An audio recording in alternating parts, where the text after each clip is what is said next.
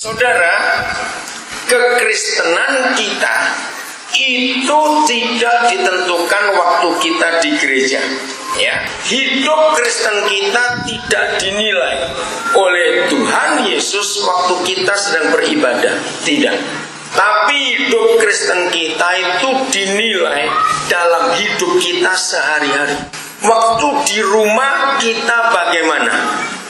Waktu kita di pasar, kita di toko, di sekolah, di kampus, kita pergi kemana? Kristen kita bagaimana? Nah, itulah penilaian yang Tuhan pakai untuk menilai kekristenan kita.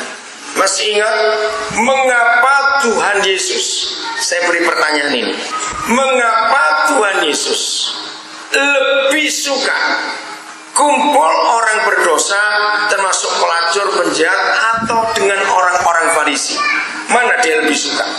Ayo jawab, mana dia lebih suka? Dengan orang berdosa dan pelacur. Dia marah kepada orang-orang Farisi yang munafik. Kenapa?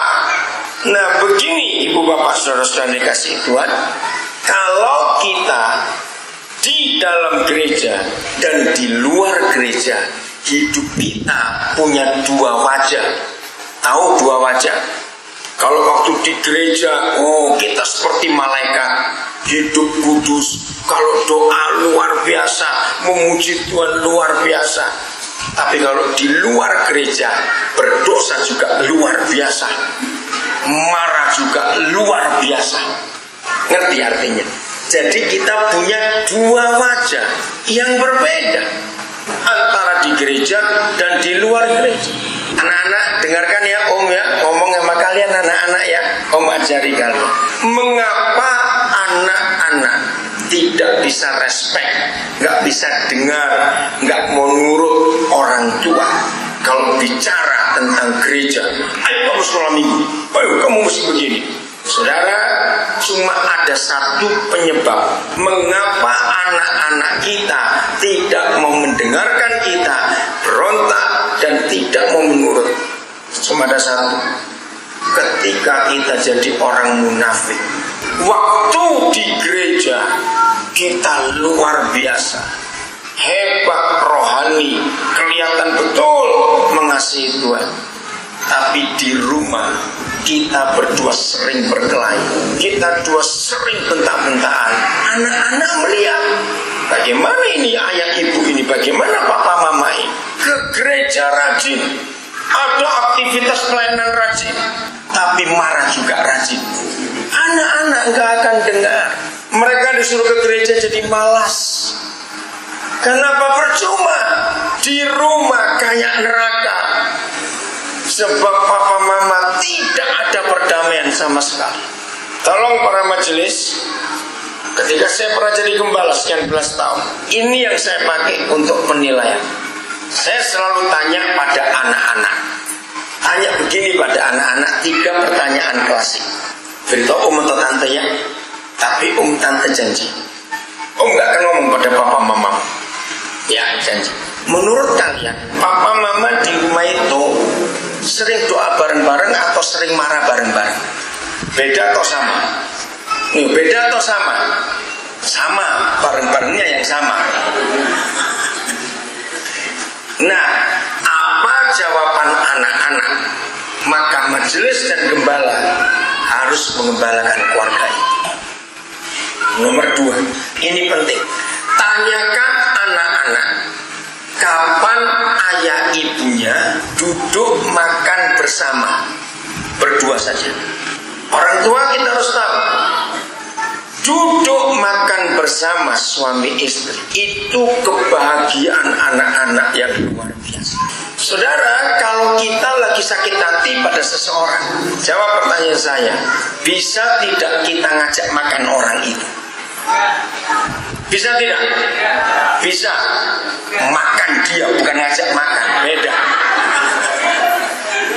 Nah, suami istri yang sering bertengkar itu tidak mungkin bisa makan bersama. Nanti satu makan di dapur, satu makan di kebun. Nggak bisa bersama. Nah, makan bersama suami istri lalu dilihat oleh anak-anak, itu kebahagiaan anak-anak yang luar biasa. Walaupun di rumah gak ada televisi berwarna misalnya, anak-anak sudah cukup bahagia. Apalagi kalau makan bersamanya tidak hanya duduk, tapi gak ada omongan. Hati-hati itu, yang bunyi cuma sendok dengan piring, gitu saja. Tanya anak-anak, waktu ayah ibu makan bersama, mereka suap-suapan tidak? Mereka bergurau tidak? Saudara, itu kebahagiaan anak-anak. Biasakan. Pokoknya kalau hati beres, berdua, ngerjakan apa-apa itu enak, makan bersama juga enak. Betul? Yang ketiga, tanyakan anak-anak, kapan terakhir kali kalian melihat ayah ibu bergurau berdua? Kalau perlu kejar-kejaran di rumah, tapi gak bawa parang, beda. Saudara, ketika ayah ibu bisa bergurau, anak-anak melihat, sudahlah, gak usah ada hal-hal yang mewah-mewah. Itulah kebahagiaan anak. Nah, maaf ini saya cuma ngomong, kan saya gak kenal saudara semuanya. Jangan sampai majelisnya juga ribut begitu. Nanti bagaimana jemaatnya? Ngerti tidak contohnya? Ayo kita jujur. Keharmonisan kita suami istri itu menentukan surga atau neraka di rumah tangga kita. Mari kita buka ayatnya. Matius 18 mulai ayat yang ke-19. Matius 18 mulai ayat yang ke-19. Jadi jangan bicara hal-hal yang muluk-muluk, yang teologis, yang doktrin, dogma. Jangan, saudara. Bicaralah hal-hal yang sehari-hari. Katakan amin. Rekan-rekan, hamba-hamba Tuhan, majelis, kalau berkhotbah, jangan cuma yang rohani-rohani saja. Pakai hidup yang sehari-hari, yang mudah dimengerti oleh jemaat. Saya akan baca ayat ini. Aku berkata kepadamu, sesungguhnya, maaf, 19 saya salah baca 19. Dan lagi aku berkata kepadamu. Siapa yang berkata di sini? Tuhan Yesus. Dan lagi aku berkata kepadamu, jika ada berapa orang? Berapa orang? 2 orang. Di mana? Daripadamu di mana? Di dunia ini. Buat apa? Sepakat. Dengarkan, stop dulu. Ibu bapak, saudara-saudara, ini hebat. Kepada adik-adik yang masih SMP, masih SMA, yang belum menikah, simpan firman ini buat kalian. Saudara, mengapa setan membenci keluarga harmonis? Kira-kira iya atau tidak? Setan itu gak suka keluarga bahagia. Mereka selalu cari jalan untuk menghancurkan pernikahan, membuat rumah tangga kacau. Itu usaha setan. Hari ini yang pernah bertanya seperti itu akan ketemu jawabannya. Mengapa setan tidak suka keluarga harmonis? Mengapa setan mau rumah tangga itu kacau? Hari ini akan ketemu jawabannya. Jika ada 2 orang di dunia ini sepakat, ingat, 2 orang yang sepakat itu hanya suami istri. Jadi ayat ini tidak boleh dipakai untuk yang bukan suami istri. Karena kata sepakat itu artinya covenant dalam bahasa Inggris untuk perjanjian lama. Nah, covenant itu ikatan janji sehidup semati. Covenant pertama, kesepakatan pertama yang pernah dibuat di dunia itu antara Yahweh dengan Abraham. Ingat itu. Tidak pernah ada kesepakatan yang pernah terjadi di dunia sekuat itu kecuali Yahweh dengan Abraham. Nanti pulang baca dalam kitab Kejadian. Hari itu Yahweh datang kepada Abraham dan membuat perjanjian kekal. dengan sunat waktu itu.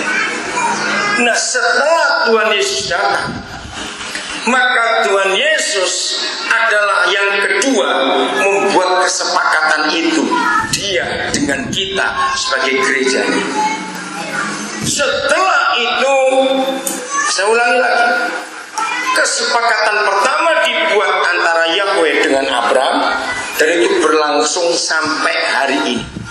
Maka itu sekurang-kurang ajarnya Israel, kurang ajar betul mereka, tetap Tuhan memegang kesepakatan itu. Yang kedua, Tuhan Yesus buat dengan kita gerejanya. Waktu dia menyerahkan nyawanya, dia buat ikatan kekal dengan kita gerejanya. Maka itu dia akan lindungi, dia akan jaga gerejanya seperti dia menjaga dirinya sendiri. Nah, setelah itu kesepakatannya stop sampai suami istri. Maka itu dalam Efesus 5 ayat 22 sampai 33, saudara catat aja ayatnya ya. Efesus 5 22 sampai 23. Tuhan Yesus terhadap kita gerejanya betul-betul seia sekata, sehidup semati. Dia tidak akan pernah meninggalkan kita. Dia janji itu. Kesepakatannya dibuktikan dengan kesetiaannya. Maka itu dalam 2 Timotius 1 ayat 13 berkata, kalau kita tidak setia, Yesus tetap apa? Tetap setia, karena dia tidak bisa menyangkali dirinya. Mengapa ada firman seperti itu? Kalau kita tidak setia, dia tetap setia. Berapa banyak rumah tangga hancur ketika salah satu tidak setia, maka disakiti membalas, aku pun tidak setia kepada kamu. Di situ setan bekerja. Tapi Tuhan Yesus tidak. Kalau kita tidak setia, dia tetap setia. Itu luar biasa, saudara. Kenapa? Karena dia sepakat dengan kita. Jadi ketika kita menikah, kita ucapkan janji kesepakatan itu, artinya tidak bisa cerai. Apapun yang terjadi di antara kita berdua suami istri tidak bisa cerai. Malaki 2 ayat 16, nanti saudara baca. Yahweh berfirman, aku benci perceraian. Ada apa di dalam kesepakatan dua orang yang disebut suami istri itu? Kembali ke ayat 19. Ayo kita baca sama-sama. Ya, ayat 19 18. Terjadi apa di dalam kesepakatan suami istri itu? Begini caranya membaca.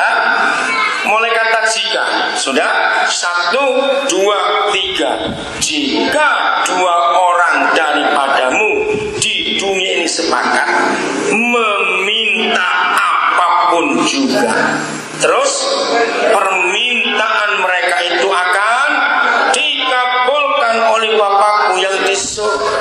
Saudara dengar, tidak ada janji sehebat ayat ini dalam seluruh perjanjian baru. Tidak ada. Coba renungkan. Minta apapun juga. Berarti ada batasnya tidak? Jawab, ada batasnya tidak? Anak-anak, kamu mikir apa? Adik yang baju kuning ya? Ya, kamu ayo dengarkan, jangan melamun. Dengar, saya tanya kepada saudara, minta apapun juga. Berarti ada batasnya tidak? Loh, saya tanya, ada batasnya tidak?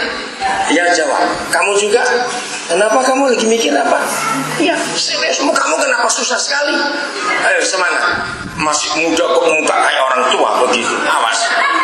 Ayo bersukacita. Apalagi masih kecil, bilang patah hati, awas kamu ya. Nggak boleh pacaran masih kecil.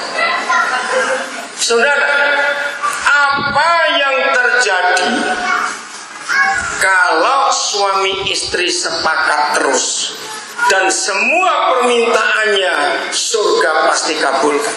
Berarti akankah ada masalah yang gak bisa selesai dalam pernikahan itu? Apa jawabannya? Akankah ada masalah yang gak bisa selesai di keluarga itu? Tidak. Ada masalah masalah apapun juga, begitu suami istri datang bersama-sama ke hadirat Tuhan, sepakat, Papa jamin, minta apapun juga, permintaan mereka itu akan dikabulkan oleh Bapakku yang di surga. Saudara, artinya kalau itu terjadi, setan kalah atau menang? Jelas kalah. Sebab ketika mereka menyerang kita, kita sepakat minta kepada Bapa, Dia urusi, setannya kalah, maka setan terus kalah. Nah, ini masalahnya. Ternyata satu-satunya ayat di Alkitab yang menyebutkan bagaimana dan kapan setan bisa dikalahkan, ayatnya cuma ayat ini. Kalau suami istri sepakat, setan itu kalah. Hebat nggak saudara firman? Nah, rupanya di sini kekalahan kita sebagai gereja. Ternyata sebelum kita yang sudah menikah diberi otoritas minta apapun juga, maka permintaan itu dikabulkan oleh Bapa yang di surga. Sebelum kita bisa mengalahkan mereka, ternyata mereka kalahkan kita duluan. Dengan cara apa setan kalahkan kita? Membuat kita suami istri sering tidak sepakat. Ayo yang sudah menikah, kita periksa rumah tangga kita. Seringkali ketidaksepakatan kita, seringkali ketidakharmonisan kita, itu disebabkan oleh hal-hal besar atau hal-hal kecil. Ayo yang sudah menikah, besar atau kecil? Nah, kan goblok. Nyebutnya bangga lagi, kecil. Seharusnya kalau kita sudah tahu bahwa langganan setan itu mengganggu kita itu dengan hal-hal kecil, seharusnya kita tahu atau tidak? Loh, siapa jawab? Tahu atau tidak? Bahwa hal-hal kecil itu selalu dikirim kepada kita suami istri untuk ribut, untuk tidak sepakat. Nah, kalau itu sudah langganan, saudara, kan goblok kalau kita bisa kalah lagi. Jawab iya atau tidak? Seringkali kita ribut bukan karena dinding jebol, atap runtuh. Betul? Seringkali kita ribut cuma gara-gara sandal, kancing baju, matikan lampu. Ayo, betul tidak? Kecil-kecil. Apalagi? Saya dengar suara apa di sini? Benar sekali. Oh ya. Nah, kalau kita hari ini tahu bahwa kesepakatan kita terus diganggu oleh si iblis, mulai detik ini jadilah pandai. Amin. Jangan mau goblok lagi. Begitu setan mulai ganggu lewat pasangan kita, jangan dibalas dengan kemarahan, tapi balas dengan, oh setan kamu datang lagi. Tapi jangan ngomong pada setannya itu ke pasangan kita. Jangan. Jadi kita harus menang. Jangan mau kalah lagi. Saudara, jangan anggap enteng kata sepakat itu. Memang kelihatannya kecil, cuma sepakat. Tapi kalau itu terjadi di pernikahan kita, betul-betul luar biasa. Minta apapun juga. Ayo jujur, siapa yang hari ini sudah berkelahi 3 kali? Dari pagi jam 6 sudah ribut, dari siang jam 12 ribut, tadi jam 6 ribut lagi. Kok goblok nggak habis-habis? Jangan marah kalau saya suka bicara kasar dan tegas ini, karena memang setan begitu kurang ajar mengganggu kita. Maka itu duduk makan bersama suami istri itu penting. Jangan anggap kecil. Karena kalau kita sudah nggak ada luka hati kita berdua, makan berdua itu asik dan mengenakan. Betul? Tapi kalau kita lagi jengkel hati kita dengan pasangan kita, jangan lagi duduk makan, ngelihat sudah enak rasanya. Betul? Maka itu kita nggak bisa harmonis. Saudara tahu tidak? Itu penyebab perselingkuhan. Siapa yang tahan? kalau ribut terus di rumah, akhirnya neraka yang ada di rumah kita dan anak-anak nggak betah di rumah. Maka itu kalau anak-anak sering pulang malam, jangan marah pada anak-anak. Periksa diri 2 harimau kurang ajar itu. Siapa itu 2 harimau itu? Loh, siapa itu? Bapak ibunya. Anak-anak sengaja pulang malam, nunggu 2 bajingan itu tidur dulu. Jangan marah, saya berkata itu. Ayah ibu yang rajin berkelahi itu jahat dan kejam. Ayah ibu yang rajin bertengkar lebih baik mati, saudara. Sebab buat anak-anak, mereka lebih baik lihat kuburan bapak ibunya daripada lihat bapak ibunya hidup tapi seperti harimau berkelahi terus. Maka itu jaga hubungan suami istri. Jadi kalau anak-anak suka pulang malam karena mereka nggak mau lihat kita yang suka berkelahi dan munafik. Kalau di gereja kita sok suci, tapi di rumah kita jahat. Saya mau beri hitungan ini supaya saudara tahu betapa sakit hatinya anak-anak kalau ayah ibunya suka berkelahi. Sedikit sekali gereja yang memperhatikan kehidupan jemaat sehari-hari di rumah. Maka itu cuma kemunafikan yang dalam gereja. Jangan-jangan pendetanya sendiri seperti itu sehingga gak bisa ngomong kepada jemaat. Saya beri hitungan. Siapa masih ingat dalam Mazmur 90 Musa menulis umur kita berapa tahun? 70, kalau kuat 80. Nah, saya hitung angka 70. Kalau ada seorang menikah umur 25 tahun, lalu umur 26 dia punya anak. Waktu 2 orang ini mencapai umur 35 tahun, berarti 2 orang ini sudah berapa langkah menuju ke 70? Ayo hitung cepat. Berapa persennya? Loh, tadi nggak bilang 70. Oke, umurnya 70. Nah, kalau 2 orang ini sudah sampai umur 35, jadi mereka sudah jalani berapa persen hidupnya? 50%. Nah, anak pertamanya baru umur berapa? Ayo cepat hitung. Berapa? 9 tahun. Dengarkan. Ini orang tua sudah nikmati hidup setengah jalan. Betul tidak? Berarti sudah nikmati macam-macam. Nah, anaknya baru mulai hidup. Maka itu saya marah kepada orang tua suka berkelahi. Kamu kurang aja. Kamu sudah nikmati hidup setengah jalan. Kamu nyakiti mereka yang baru mulai hidup. Ngerti nggak hubungan ini, saudara? Jahat tidak? Lo jawab jahat tidak? Sangat jahat. Maka itu kalau ada orang tua Kristen tidak mau bertobat dalam bertengkar, matilah kamu. Karena menyiksa anak-anak ini. Betul tidak?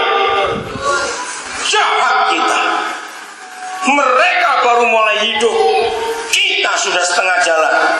Apalagi umurnya 50-an, 60-an, makin dekat kuburan itu masih suka berkelahi, tidak tahu diri. Saya mewakili anak-anak yang disakiti oleh orang tua. Maka itu kenapa sekolah minggu ramai, tapi remaja pemuda kosong? Sebab anak-anak melihat kemunafikan 2 orang tuanya itu, yang sok suci di gereja, tapi di rumah tidak jadi contoh. Apalagi suami dan anak saya di Jakarta yang mau berbanyak, kalau saya mau dapat CD-nya boleh, itu MP3. Udah, jangan marah dulu. Kalau saya berkata sekeras ini, saudara, karena tanpa sadar berapa banyak penyebab anak-anak masuk neraka itu ternyata orang tuanya sendiri. Yang lebih celaka orang tua Kristen. Saya punya banyak data. Anak-anak aktivis gereja, anak majelis gereja, bahkan anak pendeta yang benci dengan Tuhan karena kelakuan orang tua. Jadi jangan salahkan setan yang membuat anak-anak itu masuk neraka. Ternyata kita yang salah, tidak memberi contoh. Pernahkah saudara mendengar ada keluhan anak-anak berkata gini, kenapa aku dilahirkan? Kalau saudara pernah dengar, hari ini saya beri jawaban. Setiap anak yang berkata, kenapa aku dilahirkan, itu pasti sedang sakit hati pada orang tua. Mereka dikecewakan. Berapa banyak ketika ayah-ayah itu masih kecil, diperlakukan keras oleh ayahnya, diseksa, dipukul. Lalu anak ini jadi dewasa dan menikah, dia jadi ayah. Tanpa disadari oleh ayah itu, dia buat yang sama untuk anaknya. Ngerti maksud saya ini, saudara? Dan itu banyak terjadi. Maka itu tolong gereja, jangan cuma khotbah doktrin, ngomong teologis saja. Bicaralah hal sehari-hari. Rukun tidak kehidupan anggota jemaat ini di rumah. Para majelis, para gembala harus memeriksa keluarganya sendiri, lalu memeriksa keluarga jemaat. Dalam seminggu berapa kali bertengkar? Saya mau tanya begini kepada saudara, ini dalam logika. Dua orang suami istri yang tidur sekamar dan satu tempat tidur, awas beda tempat tidurnya dalam nama Yesus. Makin lama usia pernikahan itu, seharusnya makin kenal atau makin tidak kenal dua orang itu? Ayo jawab cepat. Makin kenal. Karena kenapa kenalnya? Karena sering berdua. Jangan bilang tidur di rumah tetangga, awas. Nah, kalau dua orang itu makin kenal, maka seharusnya makin sering bertengkar atau kurang bertengkar? Seharusnya jawab. Nah, jujur, jangan bersuara, saya tanya. Tanya pernikahan kita masing-masing. Apakah di pernikahan kita yang sudah sekian tahun ini makin sering bertengkar atau makin kurang bertengkar? Jangan lewat mulut dalam hati. Tolong para gembala, para majelis, kalau yang datang cuma sebelah saja, cuma istri saja, suami saja, yang satu tidak ikut, harus diurus baik-baik. Bagi yang datang sendiri tidak lengkap, firman ini menyakiti saudara betul-betul. Karena saudara pasti ingat pasangan saudara, pasti berkata gini, seandainya dia datang hari ini, betul? Ayo, tidak ada yang terlambat. Yesus menghadiri pernikahan kita masing-masing, di rumah tangga kita masing-masing. Saudara, sekali lagi, semua yang kita bicarakan ini itu demi anak-anak. Betul? Kita nggak lama mati. Mereka ini masih panjang perjalanannya.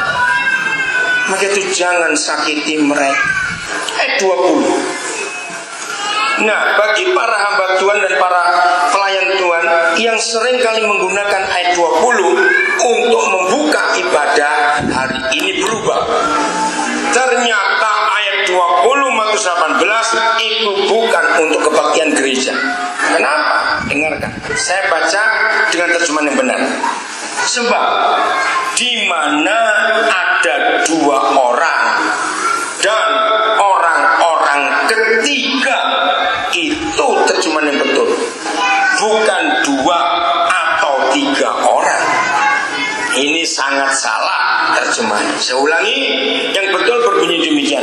Sebab di mana ada dua orang dan orang-orang ketiga berkumpul dalam namaku, di situ aku ada di tengah-tengah mereka. Karena ayat 19 sudah menyebut dua orang sepakat, yang adalah siapa tadi? Suami istri. Maka kalau ada dua orang yang suami istri, lalu muncul orang-orang ketiga. Siapa orang-orang ketiga itu? Anak-anak. Jadi ini rumah tangga, bukan kebaktian. Sebab di mana ada suami istri berkumpul bersama anak-anaknya dalam nama Yesus, maka Yesus ada di situ. Sekarang bayangkan kalau Senin keluarga harmonis, keluarga kompak, Yesus ada di rumah. Selasa suami istri aman, anak-anak bahagia, Yesus ada di rumah. Rabu, Kamis, Jumat, Sabtu. Tiap hari kompak, sepakat, bahagia, harmonis. Ada Yesus, ada surga. Minggu semua kita ke gereja, masing-masing keluarga membawa Yesus dan surga. Suasana ibadah luar biasa. Tapi yang terjadi tidak, karena setan tahu dia benci kebahagiaan rumah tangga. Ingat itu baik. Maka itu banyak rumah tangga jadi munafik. Kenapa? Senin ribut, Selasa aman, Rebo ribut, Kamis aman, Jumat ribut, Sabtu babak belur. Minggu ke gereja, senyum dilihat orang juga senyum, awas kamu. Senyum kok dipaksa. Ngerti nggak ilustrasiin? Berapa banyak rumah tangga munafik kalau hari Minggu? Maka itu ketika anak-anak melihat dua pemain sinetron kurang ajar ini di rumah rajin berkelahi, waktu ke gereja gandengan tangan, muntah anak-anak itu. Betul tidak? Cepat jawab. Mereka melihat dua bajingan ini. Gereja harus berani menyatakan ini. Bereskan setiap rumah tangga. Jujur, cari apa yang sering terjadi, apa yang sering jadi penyebab pertengkaran saudara berdua. Jangan dibiarkan munafik terus dari minggu ke minggu. Maka itu gereja jadi makin pendek, saudara, karena imannya kerdil. Sebentar lagi kita ibadah di atap itu semua. Kok dinaik lagi. Saya kaget, jendela kok ada di lantai. Jangan tertawa, saya sedih melihat ini tadi. Kenapa jadi begini? Bukan soal banjir. Kalau ada iman, nggak ada masalah. Karena kita belum beres di hadapan Tuhan. Bereskan hidup ini. Buang kemunafikan. Anak-anak, kalian jawabnya, jangan takut dimarahi papa mamamu. Mendengar firman ini, kalian setuju tidak om ngomong ini? Coba jawab anak-anak. Kok malu? Takut dimarahi papa mama, laporkan saya nanti kalau mereka marah. Berarti itu orangnya, ketangkap sudah. Saudara, hadirkan surga di keluarga kita. Saya mau tanya, ya, itu yang bando putih, baju hitam, itu ibu atau nona? Nona. Kelas berapa? Kuliah. Orang tuamu mana? Ada. Kenapa di wajahmu ada penderitaan? Wajahmu sangat tertekan. Kalau bukan karena orang tuamu, pasti kamu sedang pacaran dengan orang yang salah. Bereskan baik-baik. Maaf. Karena dari tadi saya nggak lihat kamu senyum, tertekan sekali. Maaf, jangan marah ya. Tolong ayah ibunya harus jujur.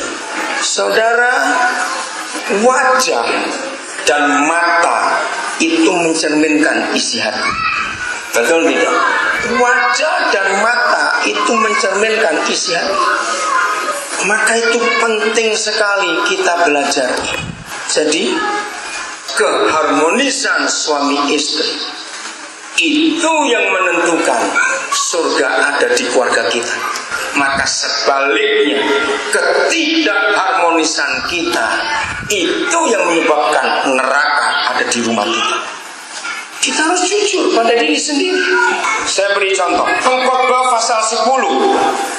Pengkhotbah pasal 10 mulai ayat yang ke-16. Pengkhotbah 10 mulai ayat 16.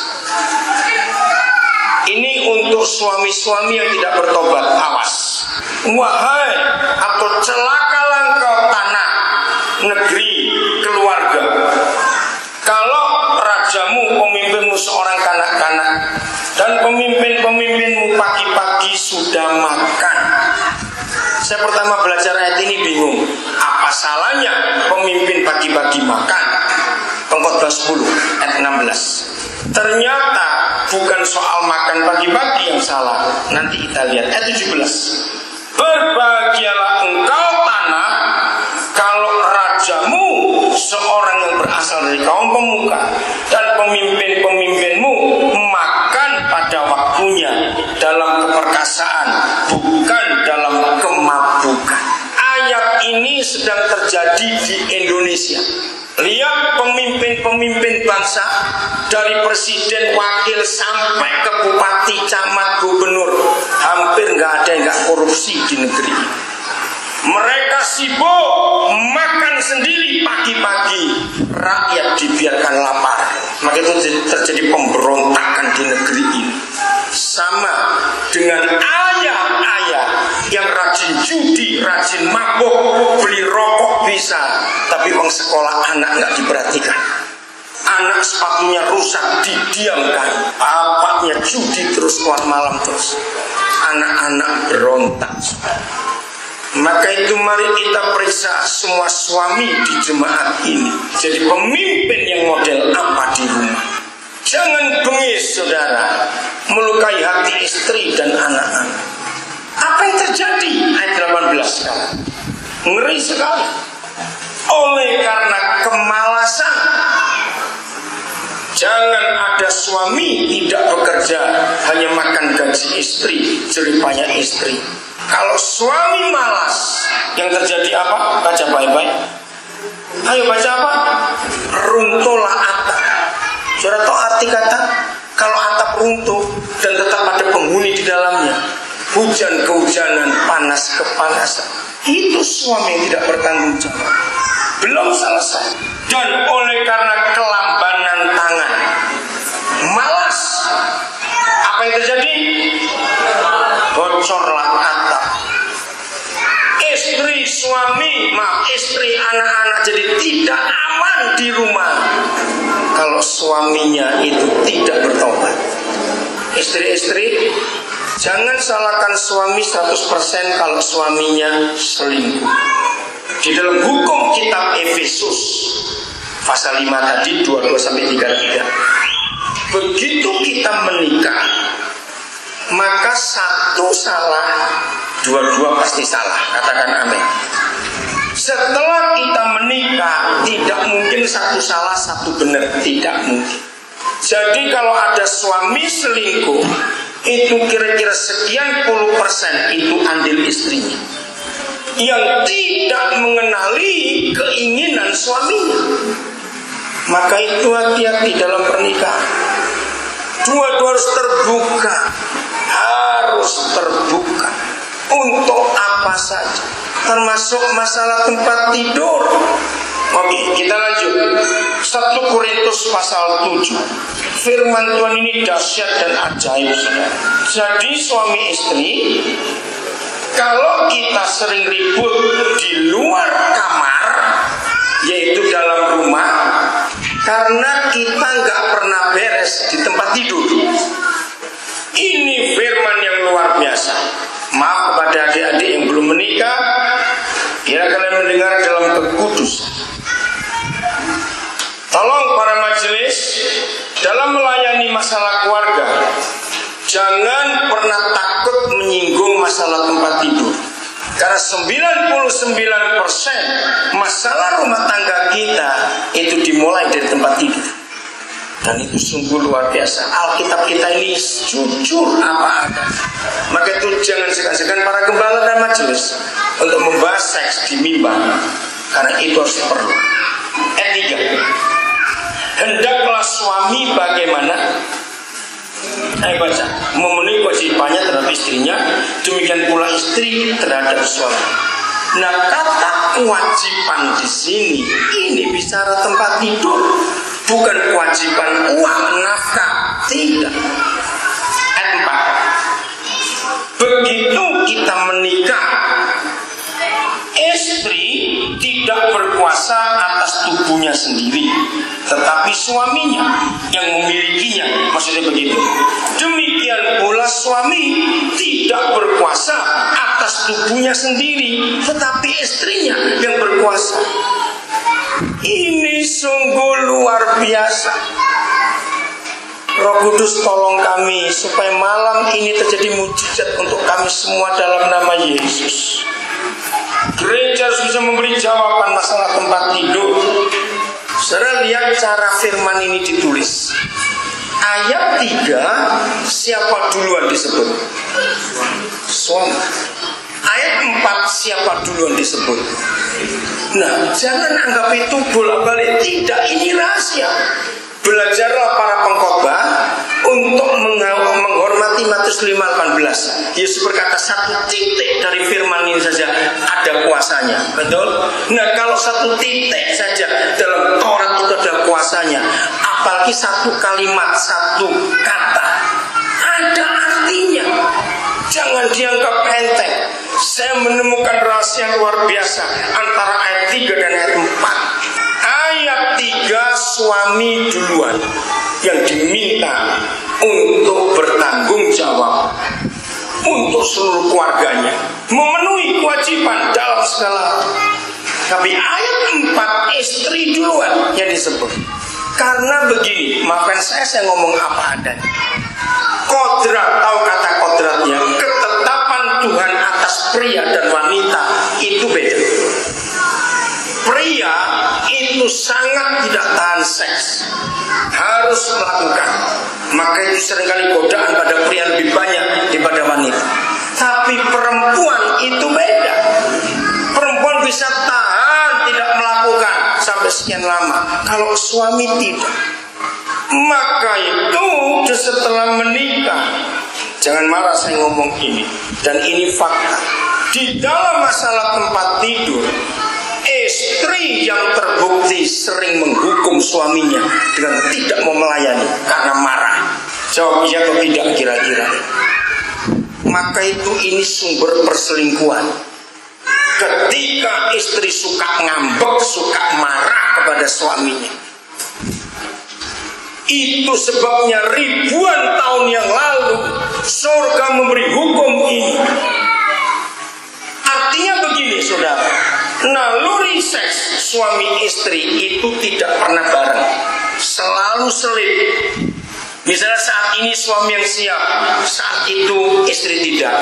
Nanti lain kali berikutnya kebalik, istri siap, suami tidak. Nah, menurut hukum ayat ini adalah begini. Begitu yang satu siap, yang satu tidak siap, maka firman berlangsung. Yang tidak siap pun tubuhnya tetap milik yang siap. Ngerti arti ayat itu? Jadi tidak boleh membantah, tapi jangan dipaksa. Yang tidak siap harus berkata jujur pada yang siap. Kenapa tidak siap? Maka itu dalam hidup suami istri, jangan berkata pendek, jangan banyak tanya, pokoknya tidak. Awas kata-kata itu dalam hidup suami istri. Di situ setan masuk dalam rumah tangga kita. Disitulah ketidaksepakatan terjadi. Dengarkan firman ini saudara. Yang tidak siap harus jujur kepada yang siap. Tapi dengar, yang siap harus menolong yang tidak siap supaya siap. Mengerti kalimat ini? Sehingga tidak ada setan di antara kita. Maka itu keterbukaan suami istri itu penting di tempat tidur itu. Jangan malu suami istri. Kita bicara masalah itu berdua di tempat tidur. Terbukalah. Saya harus ngomong ini. Di dalam fakta, seringkali istri jadi korban. Karena perempuan itu lambat sekali dalam hal itu. Kalau laki-laki itu terlalu cepat. Nah, di sini harus saling ngerti, saudara. Nah, kalau istri nggak pernah jujur, suami nggak bisa jujur di tempat tidur itu, maka disitulah ketidaksepakatan terjadi. Maaf ya, saya ngomong apa adanya. Begitu kita dua nggak harmonis di tempat tidur, nanti keluar kamar sudah marah-marah bawaannya. Anak nggak salah, anjing nggak salah, kita tendang-tendang di situ. Karena kita lebih jengkel dari dalam tadi. Karena kita nggak jujur. Maka itu Ibrani 13 ayat 4, catat ayat. Hebat sekali. Ibrani 13 ayat 4. Mengapa Yahweh Tuhan kita milih tempat tidur suami istri, bukan surga tahtanya, tapi tempat tidur kita yang sudah menikah. Saya heran. Maka itu dia pesan, tempat tidur kita harus dikuduskan, sebab dia hadir. Ibrani 13 ayat 4. Kalau dia hadir di tempat tidur kita, bukan surga tahtanya, tapi tempat tidur. Bukan mimbar gereja tahta surga, tapi tempat tidur kita. Saya beri contoh. Siapa masih ingat, sekalipun anak-anak kita punya kamar sendiri, tapi kalau kita lagi harmonis, kita lagi di rumah, mereka tahu anak-anak ikut masuk ke kamar kita, nggak ribut di situ, main-main di tempat tidur kita. Kenapa mereka suka tempat tidur papa mamanya? Karena ada surga di situ. Tapi lihat, begitu kita dua nggak beres, mengapa kalau kita lagi nggak beres, saudara? Anak-anak itu merasa mereka takut masuk ke kamar kita. Anak-anak saja tahu. Maka itu jujurlah suami istri di tempat tidur, hadirkan Yesus. Jangan buat Yesus lari dari tempat tidur kita karena kemarahan dan kebencian. Bagian terakhir, Efesus 4 mulai ayat 25. Ini tentang suami istri juga. Efesus 4 mulai ayat 25 sampai 27. Karena itu buanglah apa? Buanglah apa? Dusta. Dan berkatalah benar seorang kepada yang lain, karena kita adalah apa? Sesama anggota. Nah, apa arti kata sesama anggota? Itu suami istri. Saya tanya kepada saudara, semua kita pasti pernah disakiti, betul? Semua kita pasti pernah didustai oleh teman kita, saudara kita pernah. Tapi saya mau katakan hari ini, dusta yang paling sakit itu kalau istri atau suami yang mendustai. Jawab iya atau tidak? Jawab saudara, iya atau tidak? Itu sakit sekali. Maka itu suami istri harus berani berkata jujur, benar, jangan ada dusta. Pokoknya setiap kali di antara kita dua ada dosa, pasti ada dusta. Dusta itu terjadi karena dosa, iya atau tidak? Maka itu buang dusta, buang. Karena itu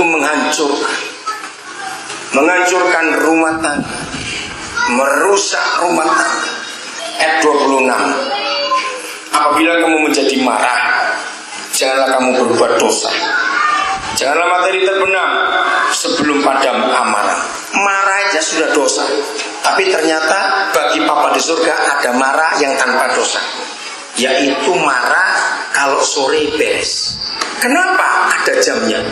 Itu baru marah tidak dosa. Gabungkan dengan Ibrani 13 ayat 4 tadi. Karena kalau matahari sudah mulai terbenam, berarti waktunya manusia naik ke tempat tidur untuk tidur. Nah, maksud Yahweh, jangan naik ke tempat tidur masih dongkol suami istri. Apa yang terjadi kalau kita naik ke tahta surga dengan kejengkelan? Ayat 27 siapa yang datang? Apa bunyinya 27? Baca sama-sama. 1, 2, 3. Nah, itu dia. Janganlah beri kesempatan pada iblis. Jadi kalau suami istri sebelum tidur masih marah, maka ketika kita dua naik ke tahta surga, di mana Yesus ada di situ, berarti setan yang kita nginapkan di rumah hari itu. Berarti kita memberi kesempatan iblis nginap di rumah kita karena kita masih jengkel atau dongkol. Nah, saya beritahu, nggak ada bukunya, tapi percaya saja, setan itu kalau beranak cucu lebih cepat dari nyamuk, saudara. Ngerti artinya? Jadi kalau malam ini sudah berapa jam matahari terbenam, saudara belum beres suami istri. Dan kalau naik ke tempat tidur nanti, maka yang satu ngadep utara, satu ngadep selatan, cuma ketemu pantatnya saja. Karena saya masih marah, berarti orang itu mengundang iblis menginap di rumah. Besok saudara bangun, setan sudah punya cicit, nggak cuma cucu. Dalam semalam setan bisa beranak luar biasa cepat. Bayangkan kalau sudah 1 minggu nggak berdamai, itu semua penuh setan rumah orang itu. Itu arti ayat 25, 26, 27. Kalau setan ada di rumah kita, walaupun kita Kristen, walaupun majelis, walaupun jemaat yang aktif, rumah sering dipakai ibadah, tapi kalau kita munafik, setan gak pernah keluar dari rumah. Ngerti sekarang arti firman ini, saudara? Dan ayat ini, kalau saudara belajar tata bahasa, ini present continuous tense, artinya berlangsung terus menerus. Jadi begini, yang boleh marah hanya suami istri, yang belum menikah tidak boleh marah. Awas itu. Kalau pengen marah, menikah dulu. Kenapa? Karena marah itu hanya untuk suami istri. Jadi pagi marahlah sampai sore, silakan ribut. Begitu mulai terbenam, ampuni ya, damai ya, wah bergurau lagi duaan ini. Wah sudahlah, naiklah ke tempat tidur dan bahagia. Begitu besok pagi bangun, terus mau apa kamu sekarang? Lanjutkan kemarahan itu, nggak apa-apa. Sore damai lagi. Ampuni ya, dan aku marah-marah pada kamu. Wah biarlah pelukan semuanya, nggak apa-apa. Tidurlah, besok bangun, lanjutkan. Nah itu arti ayat 26. Kurang enak apa jadi suami istri diizinkan marah sepanjang hari. Pokoknya sore damai. Amin, cepat. Amin.